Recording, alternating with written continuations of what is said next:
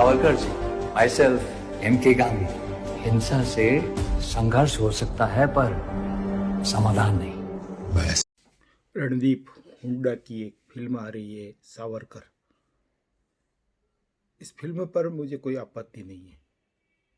हर किसी को अपने आइकॉन पर फिल्म बनाने का, विचार रखने का हक है। यही तो आज़ादी है। आपत्ति इस बात को लेकर है कि रणदीप हुड्डा अहिंसा के खिलाफ प्रचार कर रहे हैं, हिंसा को महत्व दे रहे हैं। अहिंसा भारतीय परंपरा का, संस्कृति का प्राचीनतम मूल्य है।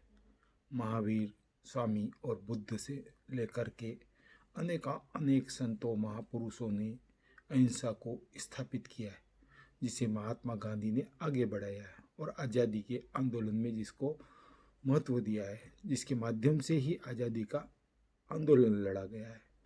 बस मुझे इस बात पर आपत्ति है कि रणदीप हुड्डा सावरकर नाम की इस फिल्म में हिंसा को महत्व दे रहे हैं।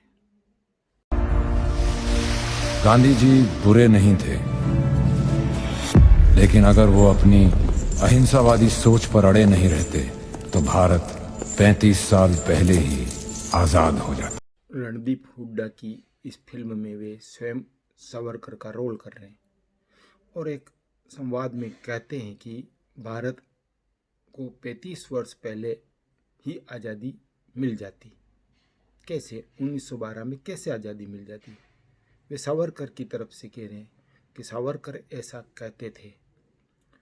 कैसे मिल जाती? 1857 की क्रांति के पश्चात अंग्रेजों ने इतना ज़बरदस्त दमन किया कि भारत में कोई भी आज़ादी की बात करने के लिए तैयार नहीं था।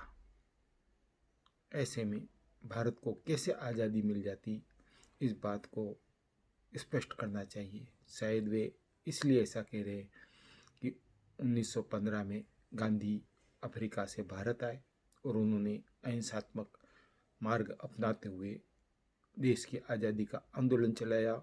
लाखों करोड़ों लोग उनके पीछे चले। शायद इसी ईर्ष्यावश वे इस तरह की बात कर रहे हैं।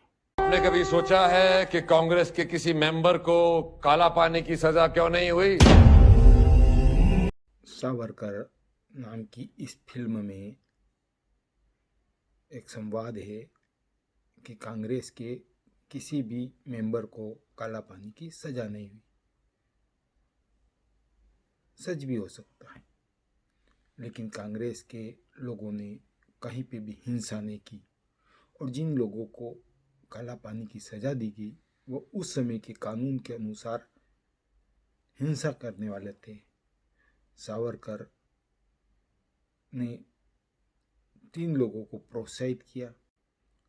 जो तीसरा आदमी गोडसे था, जिसने गांधी जी की हत्या की, और जो 2 व्यक्ति पहले हत्या करी, उनके कारण ही सावरकर को सजा हुई, काला पानी की सजा हुई।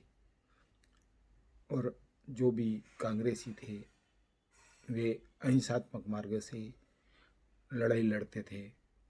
उन्हें राजनीतिक बंदी माना जाता था। उस समय के कानून के अनुसार राजनीतिक बंदी माना जाता था।